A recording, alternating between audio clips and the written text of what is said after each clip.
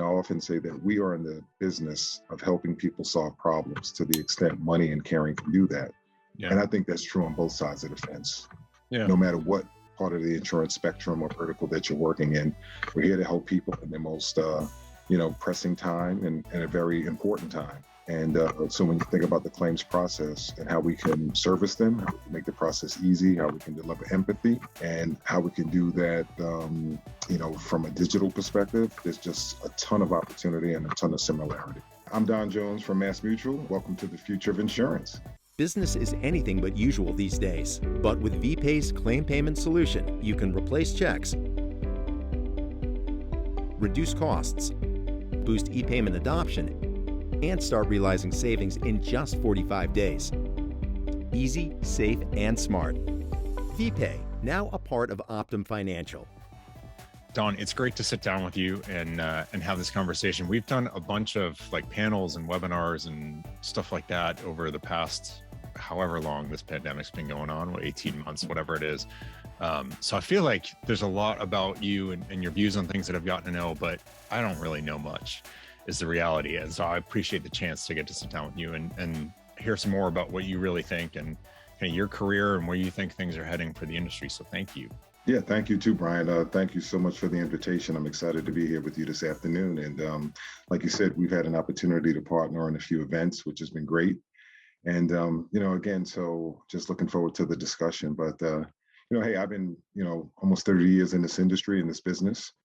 And for the bulk of my career, I was on the property and casualty side, mostly in claims for the bulk of my career. That's where I started. But, before I even go there, I'm, born and raised in New York City.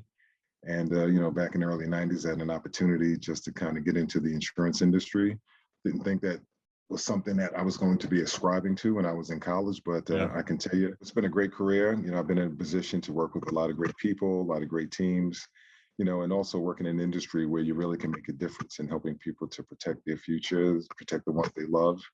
And particularly, with claims, it's just been really an exciting, I would say, career and journey, just helping people in their most vulnerable, times when things are not really going so well for them at the time. So, we're kind of being in a position to really serve people in that way. Well, and Don, you're a unicorn. And I feel like in the context of the work I do, I have to clarify that doesn't mean you're $1 billion plus startup. But you are really rare in having been on the P&C side and the life side. Like that's, people think, oh, insurance is insurance, but and then like health insurance, a whole other game, but it is like two different worlds.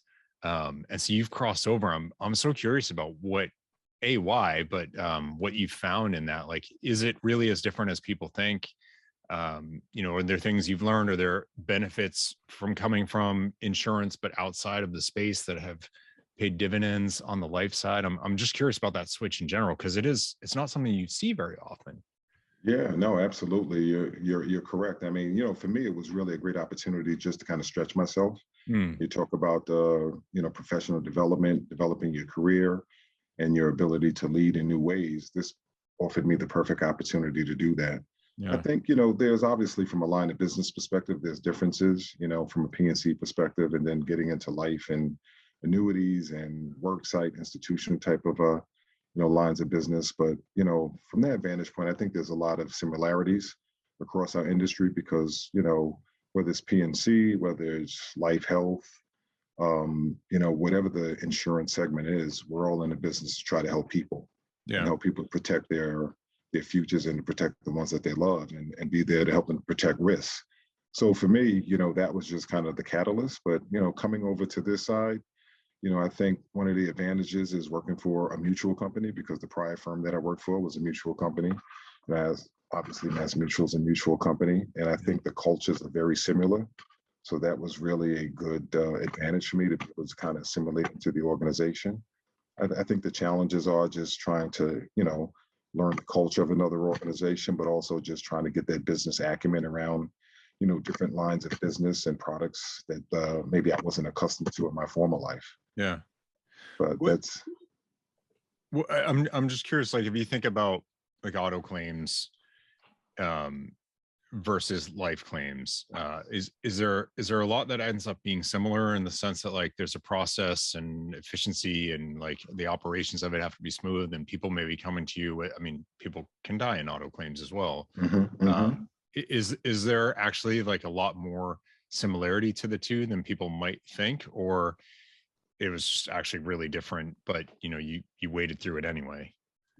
Wow, great question. I think there's a lot of similarities on both sides of the fence. I mean, when you talk about claims, right, in the process, I think whether it's P&C, whether it's life and annuity and disability, I think in the industry, holistically, we're all just trying to find better ways of doing business, better ways to service our customers, right?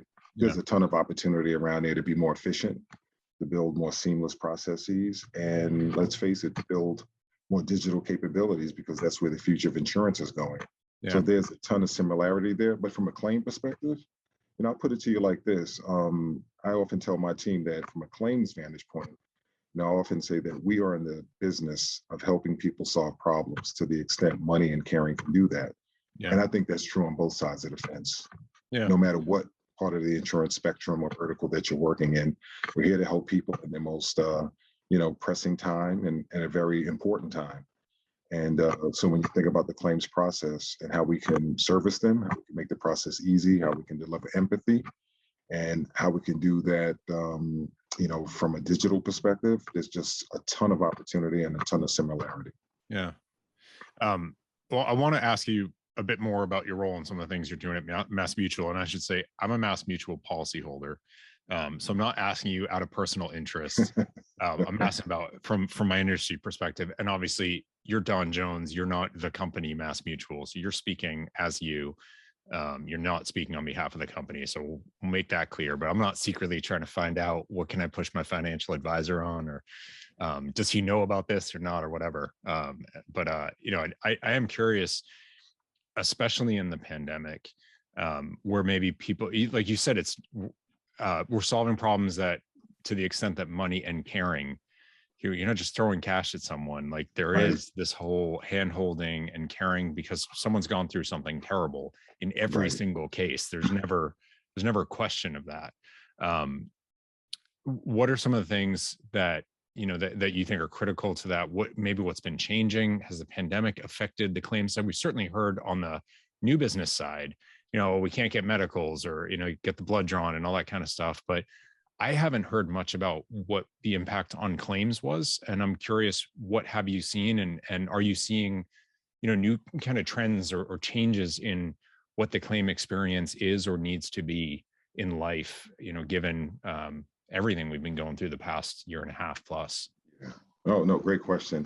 Absolutely. I think just some of the things over the past 20 plus months that I've observed as we've all been home dealing with this pandemic is that I think from a claims perspective, it's really about delivering empathy.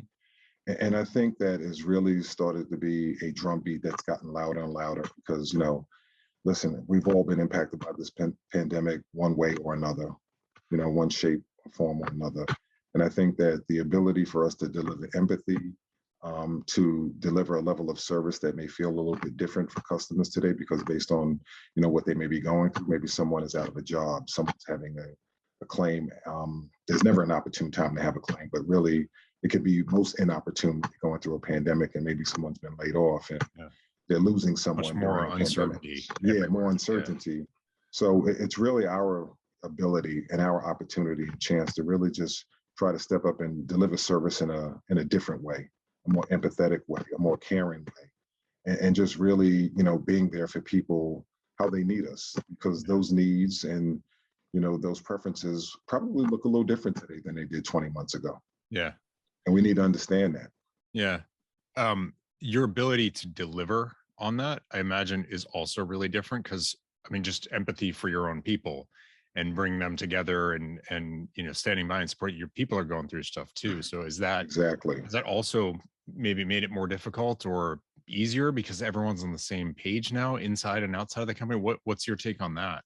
Yeah, everybody had to go remote, right? Like at the blink of a light, right? Yeah. And it had to happen very quickly. Fortunately, we did it back in March of 2020.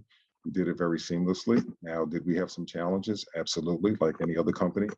But, we had to really also focus on not only how we're going to service our customers during the pandemic and what does that feel and look like with everybody working from home, because we've got those unique challenges. People have to work while they're taking care of kids at home. Kids weren't in school.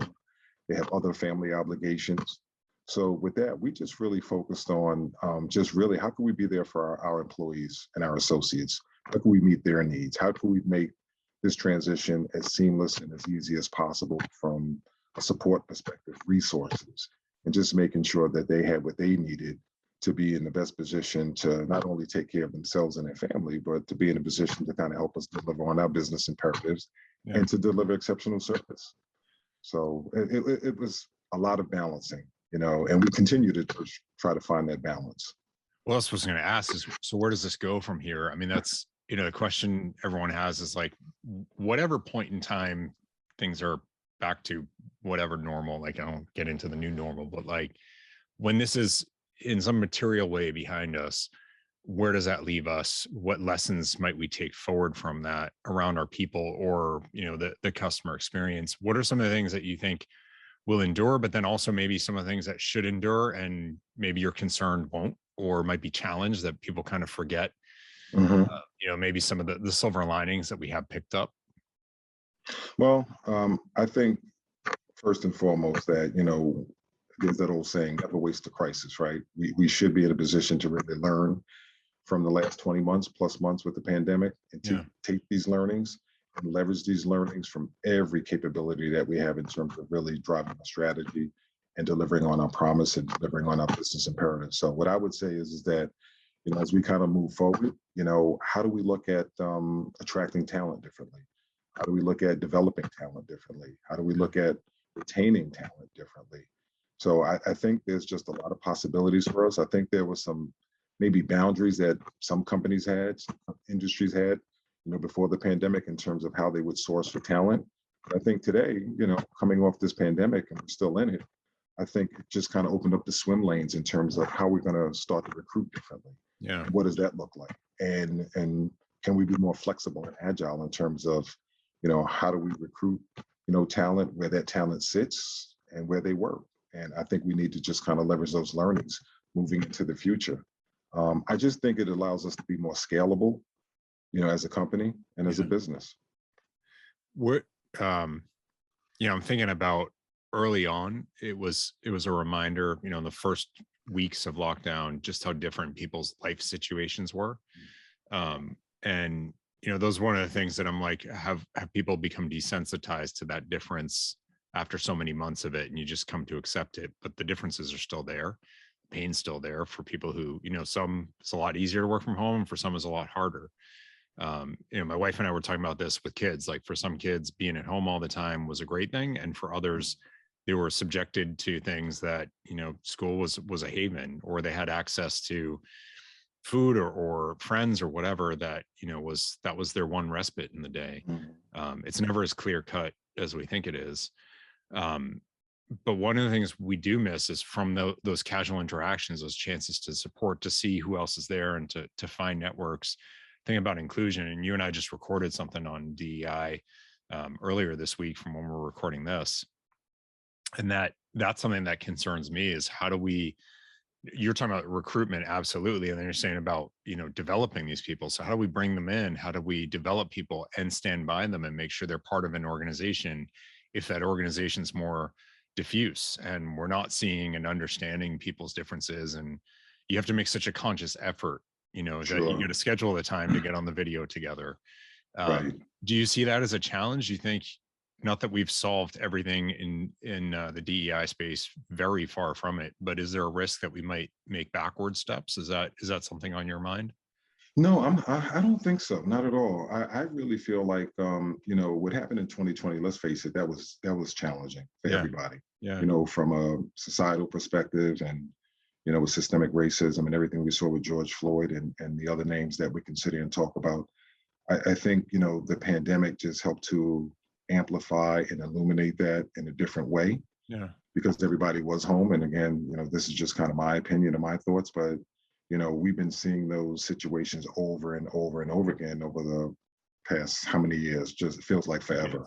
Yeah. But for whatever reason, it felt like last year, it put the world on notice, both from a personal and professional perspective. So I think when you want to talk about how we can, think about DE&I moving forward, I would like to think that it just feels like, the groundswell of last year. And even now, I'm hoping it's really an inflection point for our country and for all of us to really think about how we could be more inclusive, how we need to really leverage and drive the value of diversity and belonging, a sense of belonging. And for me and, for my organization, we're deeply rooted in that. We're having those, conversations, those necessary conversations, because I really believe that, you can't solve what you don't talk about. So we have to talk about these tough challenges, right? As painful as they may be. Yeah. But I also think it just gives us the unique ability and an opportunity just to be closer as an organization, to be closer as a society, and to really think about how diversity is our strength. Yeah. And so I'm hoping that, no, we don't take that step backwards. I'm hoping that this is not a flashpoint. Again, I'm hoping it's an inflection point. And I'm hoping it just really shows us as an organization, again, as communities, as people, that our diversity as a nation, as a society, is really what makes us strong. And if we tap into that in ways that we haven't prior to 2020 and in the past, that, looking forward, that we can be that much stronger as a country. And also we can take these learnings as we look at our various business strategies and how do we tap into that diversity, right? And how do we just drive cultures that feel like, all employees and all associates have a sense of belonging. They can bring their true selves to work. Because if they can't do that, they can't bring their true selves to work, right? How can we expect them to really drive ideation or innovation or really drive our business strategy in a meaningful way? Yeah, I totally agree. I mean, I think there's so many things that people, activities people in leadership roles engage in with probably good intentions, whether it's innovation things. So we create these little teams and they come up with ideas, and, I'm saying it kind of flippantly because that's often what they are. It's like, then they present to the leadership, they get Amazon gift cards or something, and that's it, right? Nothing goes anywhere. And I feel like there's been a lot of efforts around D&I, DEI, and whatever you want to call it. There's some companies I know that lead with the I because they feel like inclusion is the hardest part. So we want to put that front and center. Like, I love that. But a lot of it is, we've got our employee working groups, or we had this big summit, or we presented our annual, company retreat, or what have you. We did training on it. It's not to say any of those things is bad, but are you ticking a box to say we do this? Or what you were talking about is almost, it's more about humanity, like bring it to a human level. Who are the actual people? Not like, well, we did these things, we read a report, it had some things you do, and so we implemented those, so we're good now. It's not that simple. It's more the core of who we are as a people. Yeah. I mean, and also from a consumer perspective, so let's just talk about that. It could be the insurance industry or any industry. I think consumers today are really looking to, do business with brands that stand for something, that have a purpose, and that are really trying to make a difference in their communities and from a society perspective. So I think brands have to resonate differently today than they did maybe last year or 5 years ago. And not just with consumers, but also with our talent. I mean, let's face it, we all know how our demographics are shifting and changing. And now we have the millennials and the Gen Zs and, the future generations that are going to be a large percentage and a majority of our workforce in the not too distant future.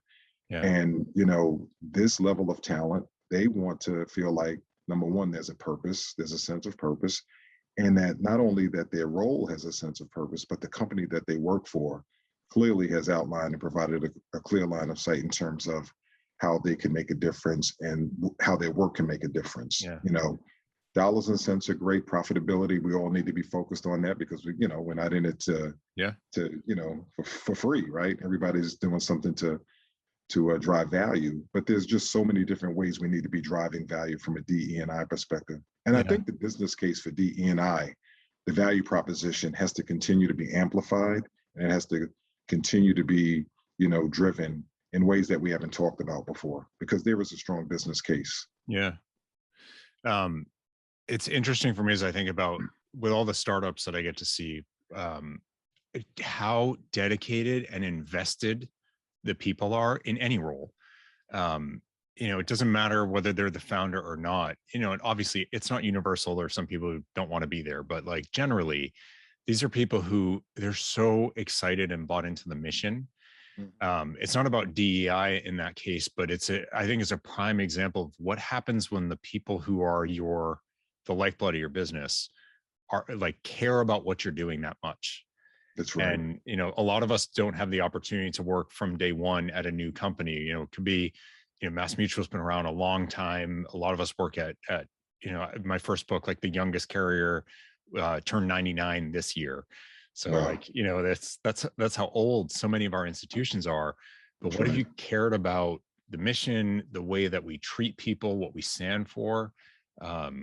It's transformational. Like you see people go so far over and above, and the money doesn't matter. There's a lot of startups don't pay great because they don't have any money.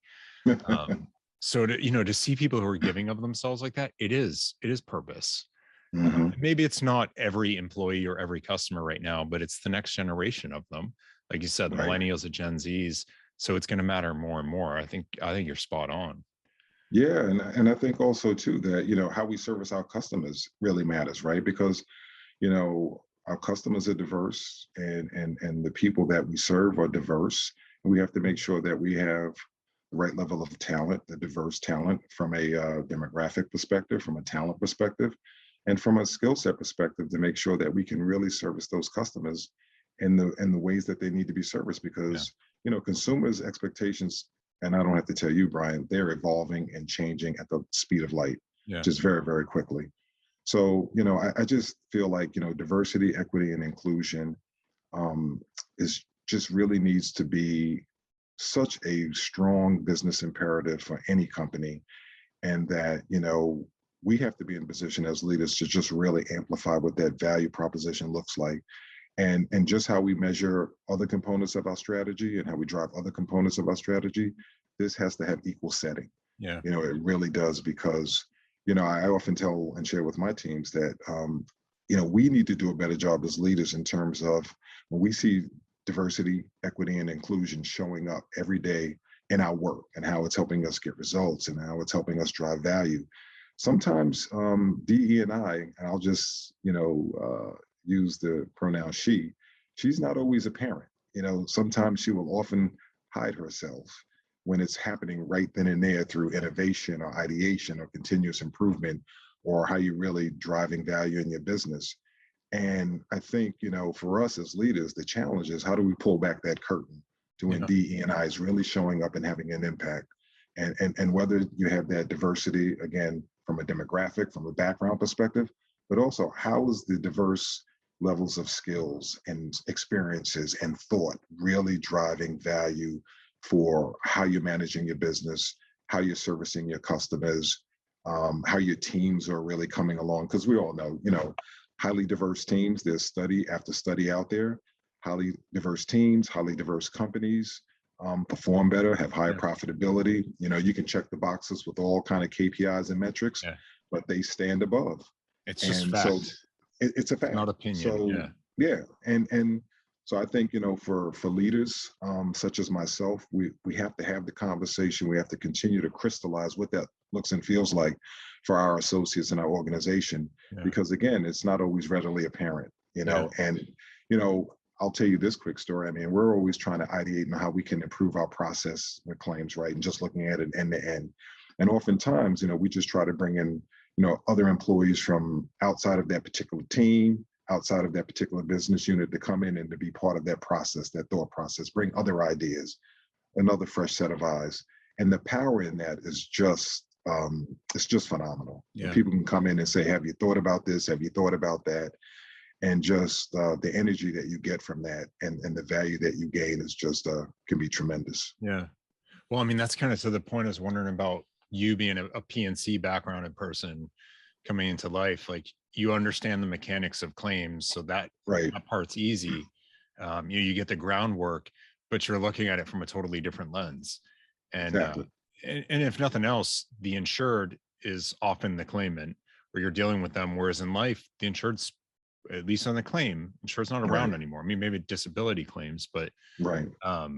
You're dealing with other people. So it's, you know something about that firsthand direct customer experience that could be insightful in life insurance, because it's not a normal thing you get to do when you're dealing with claims in life. I imagine. I'm not a life guy, so what do I know? Yeah, and with life claims or life products. I mean, when someone passes away, unfortunately, it can feel like it's a binary process, right? Yeah. I mean, the person unfortunately passes on, and the person who you've insured and who've paid premiums for year after year after year, unfortunately, is no longer here. But we have a position to really just try to make that process and try to maybe advocate for that family, that beneficiary, and really step in and honor the promise that we made to that insured ever since they became a customer of ours. So that's just our right, that's our responsibility, and that's our charge. So and then we're also in a position to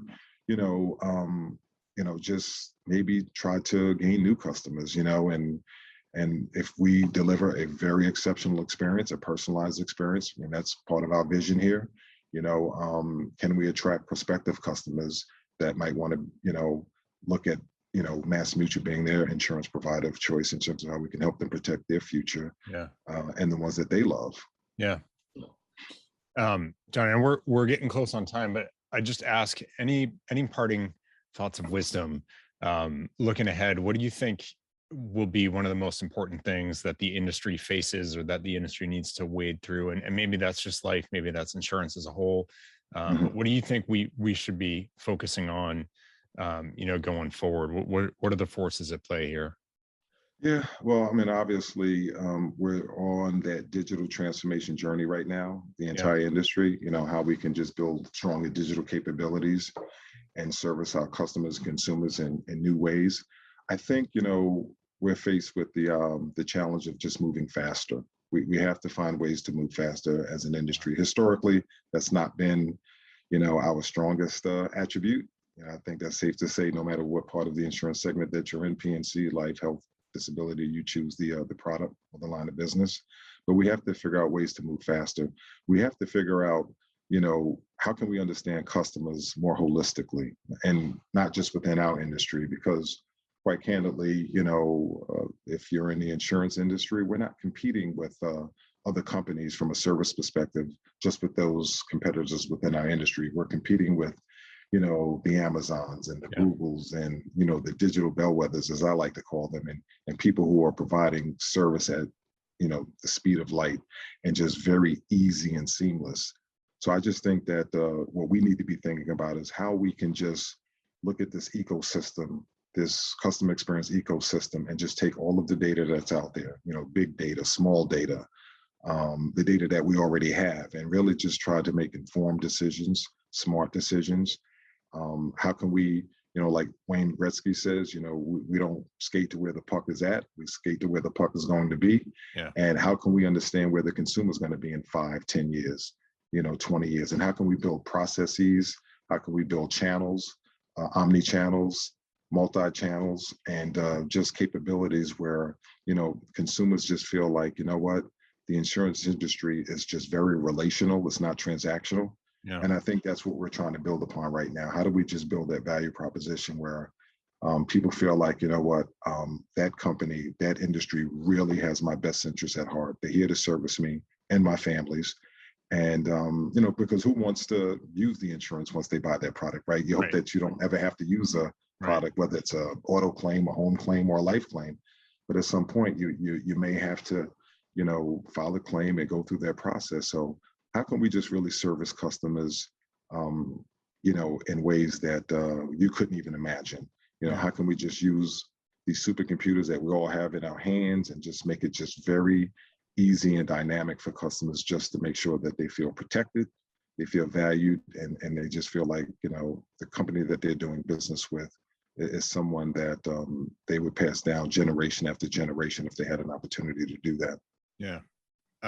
Don, thank you for that, and for the whole conversation. It's great to connect with you and hear a little bit more. I am fascinated just by your the journey you've had from P&C to life, because it is so rare. I mean, we even struggle when we have panels that we're on where it's a mix of P&C and life people, and everyone's worried. It's like, well, they're going to be having two different conversations in the same panel. You're super rare, so I appreciate that insight. And frankly, the talk on DEI, it needs to stay front and center. It's okay if it's uncomfortable. Absolutely. You said something in the bit we were recording that, like, about systemic racism. It's not going to be solved in your lifetime. It's not going to be solved in your kid's lifetime. That's also not a reason to not engage in it, because it'll never be solved if that's the case. So we have to keep these things front and center and recognize the humanity and the diversity that serves us all if we do. That's right. That's a great point, Brian. And first and foremost, let me thank you again for inviting me to be a part of your podcast. Been following you a little bit out there in the industry and on LinkedIn and other forums that we've been a part of, and you're doing some great work as well, having great conversations. And having said that, about the systemic racism piece, and I know we have to wrap it up, but when I make that statement about it won't be solved in my lifetime or my kid's lifetime, I hope to have never been so wrong. I would love to be wrong about that statement. But at the same time, that doesn't mean, to your point, we have to be laser focused on this work. We have to be committed, and we have to go after this work with rigor, with focus, and just with tenacity, because it's so important. Yeah. But you know what? I think the goal is that we do make some transformative, sustainable change, incremental change. And I think it just needs to get more incremental over time. And hopefully, when it is my time to, transition from here, and all of us are not here, that we're leaving a better society and a better world for our kids and all of our descendants, and for our community. So that's most important. Beautifully said. So prepare, be realistic about when it's likely to happen, but act like it is possible in our lifetime. That's the only shot we're going to have, right? That's it. I love that. We bring the puck to us. That's what we got to do. We don't even have to skate. That's Don, right. Thank you so much for joining me. I really appreciate the time today. Yeah, thank you too, Brian. It's always a pleasure to be with you. So great to get some time with Don. He's fantastic. I didn't want to put this in the interview, but I've had the pleasure of being in, I don't know, like 5 or 6 maybe panels and different conversations with Don, and all the virtual stuff we've all been doing, these webinars and events over the past several months. And almost every time he gets lots of cheers from the audience, like people throwing things in the comments about the strength of his points or how much they agree. And the other people there who have worked with Don or for Don in the past all talk about the commitment he has to his people and the kind of mentoring he does. So these things that he's saying about, recognizing the strength of our diversity and the strength of what our people can bring when we do that, and what that translates to outwardly for the customer when we support and invest in our people and all their differences and the things they can offer. He so genuinely means that. And I'm really lucky that I've gotten some outside validation. So, hopefully Don's words resonated for all of you. Just know he means them really deeply. And I think it's all stuff that we can sit with and take forward. And there's no excuse. You can't say, well, he's a P&C person or he's a life person. He's both. So you can't say he doesn't know your space. He knows both. He knows them really well. And he's just a great guy. So very excited to have gotten the chance to sit down with Don one-on-one and share some thoughts with him and get to bring that to all of you. So thank you so much to Don Jones, to the team at MassMutual for being supportive of him coming on the show. It's great. And, thank you to everyone for listening, tuning in. This show is nothing without the listeners. So each one of you who takes the time to listen to these conversations and think about what they mean, that is just everything. And thank you to VPay from Optum Financial for sponsoring this episode. So thank you, everyone. Tune in next time. We'll have another great conversation coming up for everyone. A really interesting one next week as well. And I look forward to seeing you back then in the future of insurance. Thanks, everybody.